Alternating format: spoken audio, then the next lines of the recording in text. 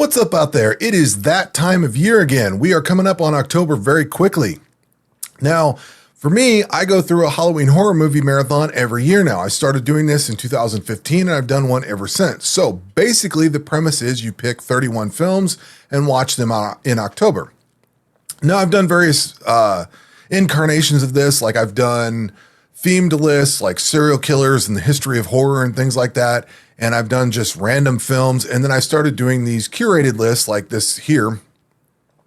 This is from a guy named Cinemonster out on the Letterboxd website. He generates this for everybody. We get this list at the end of August. He will give us these rules, and then it's like a treasure hunt. We have to go find a film that fits the rule.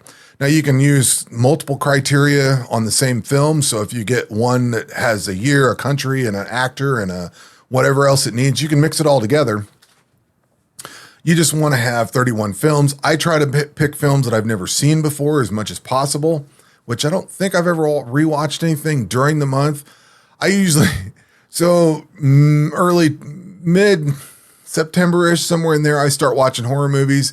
And usually by the time I hit the end of October, I'm done with horror movies until a good December or January, because I overdo it usually. And then, I start watching them again maybe in February, March, something like that. So I definitely overdo it and binge for a while. But I like using the list that Cinemonster gives us. He calls it Hooptober. It's a combination of Tobe Hooper and October.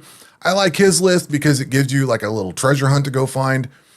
So here's the criteria that we had to have. There must be 31 films, 6 countries, 8 decades, 2 post-apocalyptic or natural disaster-related films, 1 film with Robert Englund, 1 Something is Underground film, 3 Satan/devil-centered films, 1 Amicus film, which is a studio in the UK, I believe, the worst Dracula film by Letterboxd rating that you haven't seen and can access, 1 LGBTQ plus connected film, 5 films from De Palma, Wes Craven, Ken Russell, Alfred Hitchcock, and or Moorhead and Benson. 2 Peter Cushing films, 1 film based on a work of or invoking the name Bram Stoker, 1 film based on a Clive Barker story, 1 film that was released the year you turned 10, 1 Mario Bava film, and 1 film with an X in the title. And then finally, there is 1 Tobe Hooper film. There must always be a Hooper film. Dude loves Tobe Hooper. And then we have some extra credit. So my list is as follows. When I got through all of this, I had everything but 1 last decade. So the first movie on my list is Lake of the Dead, and this is from 1958. It's a Norwegian film available on Tubi. I actually just looked for the 50s movies, pushed the top rated ones, and then picked one from the top. That's how I got to this one. But I needed one from the 50s, so that's what I used. Next up is The Girl Who Knew Too Much from 1963. This is an Italian film made by Mario Bava. I've watched a lot of his films, and I've loved a lot of his films, and I've also thought a lot of them sucked. He's got some really good and really bad. So I'll be curious to see where that one fits. Number 3 is Billy the Kid versus Dracula. This is 1966. This is the worst Dracula I could find. It's a U.S. film on Tubi. Now, the reason I picked this one specifically, there was some that were worse, but I picked this one specifically because I've been watching a lot of horror movies, or a lot of Western movies this year, so I thought a Western horror, or kind of a Western-themed horror, would be kind of interesting. So that's why this one got picked. Number 4 is Tales from the Crypt from 1972. This is an Amicus and a Peter Cushing. Peter Cushing stars in this. It's also made in the UK and available on Tubi. I'm not sure if or how this ties into the HBO series that ran in like the 90s or whatever. I believe the HBO series was based on a comic or something, or maybe it was based on some other work. I'm not sure where all that comes from. I don't know if this is related to that or not. I go into movies blind, so I'm not sure. Looking forward to seeing how this one does or does not connect. So that's Tales from the Crypt from 1972. Number 5 is Frenzy from 1972. This is an Alfred Hitchcock film. It's made in the UK, and I actually bought a Hitchcock set, so it was perfect timing to have this, so I get to watch this one. I haven't seen a lot of his stuff. I've seen The Birds and maybe something else, but this is kind of new for me. At number 6, I have a Peter Cushing entry with Shockwaves. This is 1977. It's a U.S. film on Amazon Prime. I love the poster. It's some dudes holding a boat out of the water. I'm sure this is not going to live up to the poster, but I'm curious to see how it goes. Number 7 is The Fury, which is my Brian De Palma entry. It's a U.S. film from 1978. In at number 8. Now, this one is a film. One of the things that I wanted to do with this year is to try to clear out a lot of the stuff that I've bought over the years, because I'll buy a horror movie here and there, and I'll buy it with the intention of putting it in a marathon. So it just sits in my library for a little while. And this is one of those. This is Human Lanterns from 1982. It's a Hong Kong kung fu violent film about people getting turned into, they're skinned and turned into lanterns or something. I'm curious to see how this one is. It sounds amazing, and I can't wait. In at number 9 is Night of the Comet. This is a 1984 film, post-apocalyptic, and the year that I turned 10. So I've heard a lot about Night of the Comet over the years. I hope it fits the post-apocalyptic thing. So we'll see. One of the problems that I run into is as you treasure hunt for movies, you have to Google search it or whatever and try to figure out if the movie fits your criteria. So I don't always know that things fit, and sometimes they don't. Or like one year I watched a movie that was like a cartoon, but the first part was like, I don't know, it was some Disney cartoon. One part was horror and one part was like Sleepy Hollow, and one was like, I don't know, Little Princess at Christmas or something. It was some weird movie, and it almost didn't fit. And I was like, why am I watching this in October? And then I saw like the last 10 minutes of the Sleepy Hollow part actually fit the horror theme. So sometimes you kind of don't get what you need, and I'm hoping this is post-apocalyptic and fits the need. Anyway, long story short. On number 10, we have Invaders from Mars in 1986. This is my Tobe Hooper entry.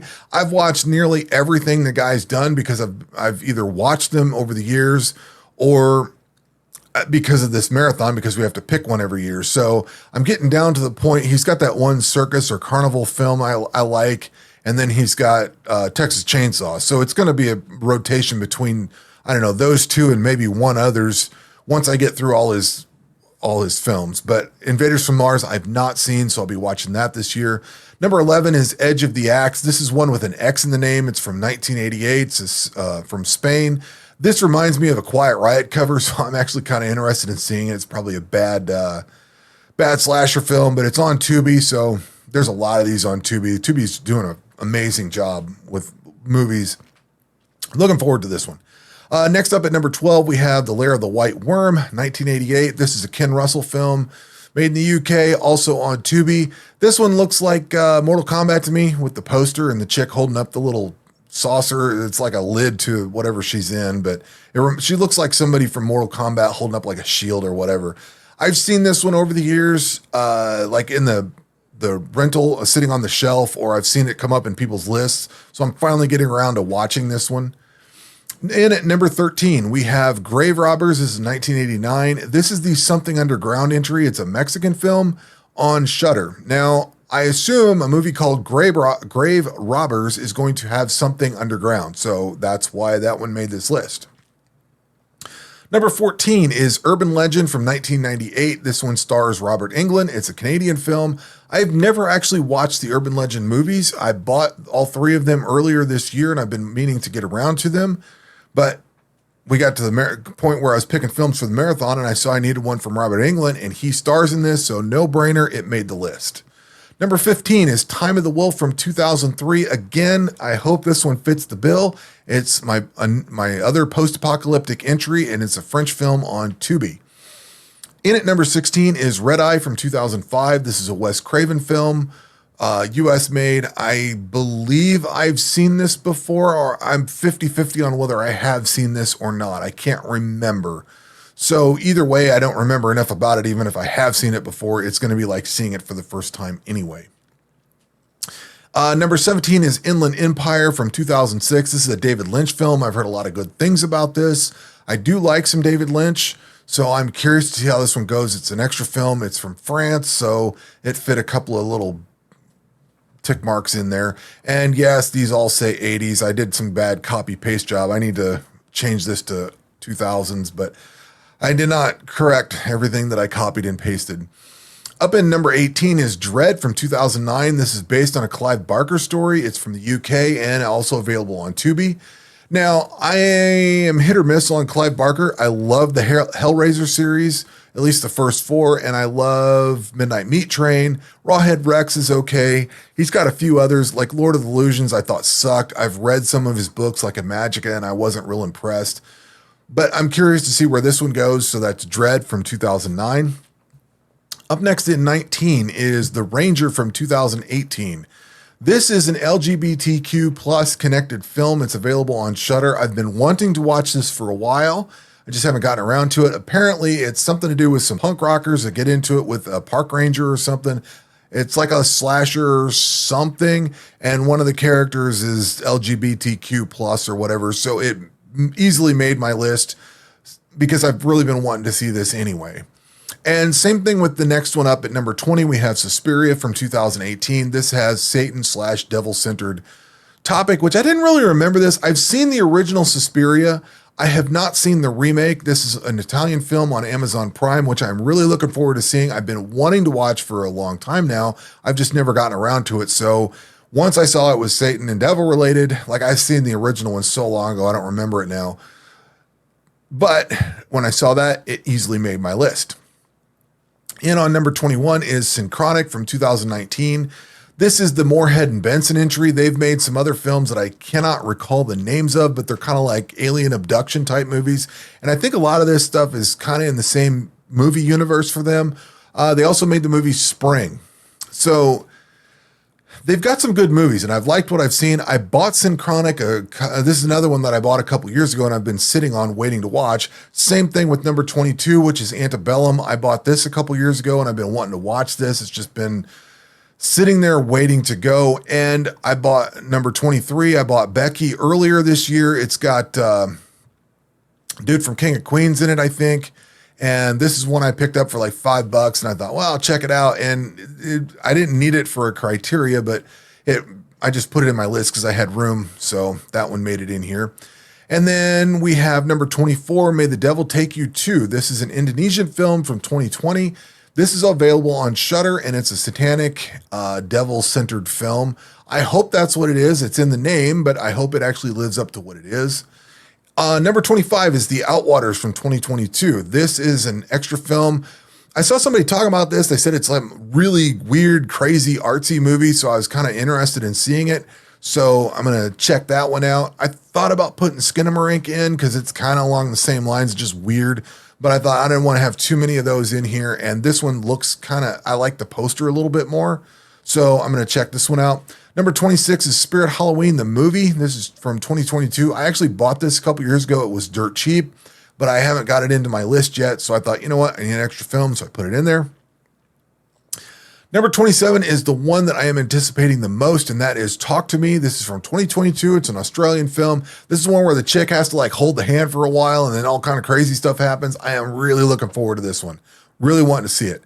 Number 28 is Cobweb from 2023. This is one I've been wanting to watch as well. This one looks really cool. Number 29 is The Last Voyage of the Demeter from 2023. Another one I'm kind of excited for. This is a German film, and this is about Dracula's journey on the ocean over to the UK. I'm curious to see how that goes. Number 30 is The Pope's Exorcist from 2023. This is obviously a satanic and devil-centered film. This one also came up dirt cheap the other day, so I picked it up. And then finally, in the end of my list is number 31 for Renfield from 2023. Bram Stoker related. No brainer. I wanted to see this Nick Cage movie anyway. There is some extra credit. That's number 32, which is The Zodiac Killer from 1971. Number 33 is 10 Rillington Place, which I may have the year on that one wrong because I don't know if that's 71. I think I may have copied and pasted. No, actually that is 1971 because that comes from Letterboxd itself. So that must be 1971. And then finally, number 34 is Shaky Shivers. So I plan on watching these from the end of September through the end of October. I will probably watch the extra credit at some point, and I will probably finish off with either The Pope's Exorcist or Renfield on October 31st, or something else that's really cool if I finish off first. Now, the way I attack these lists is typically from the oldest to the newest. I find either that I need to do them random or I need to go oldest to newest, because if you try to watch newest to oldest or try to watch the stuff you're excited about the most, you'll end up with all the crap at the end of the month and you won't want to get through it. So I start the month off with the oldest or the worst movies and try to incorporate all the good stuff towards the end so that I've got things to look forward to. And that is my Halloween horror movie list for this year. I am going to do this video now, and then at the end of October or probably early November, I will do a follow-up where I go over all the movies that I liked, maybe do a top 5 and bottom 5 or something like that. I don't really have anything crazy this year. Like, I've watched Human Centipede before in years past, and like last year I had some really cool movies like Nope and stuff like that I really wanted to talk about, but I just ran out of time. So I don't think I'm going to do any weekly videos, or I'm not going to do any weekly videos. I don't think I'm going to do any videos about any of these specific movies, but maybe I will. I don't know. At the most, or at the very least, I'm going to do the video at the beginning and the video at the end, and that will do it for this year's Halloween horror movie marathon. It takes a lot to do these. I've got a lot of games going on, a lot of series that I'm working on, so watching these and doing everything all at the same time is going to be a bit much. So that's why I'm limiting it to just the start and the finish. So if you want to follow, I will have the link down in the description below, and that will do it for this video. We will catch you on the next one. Take care.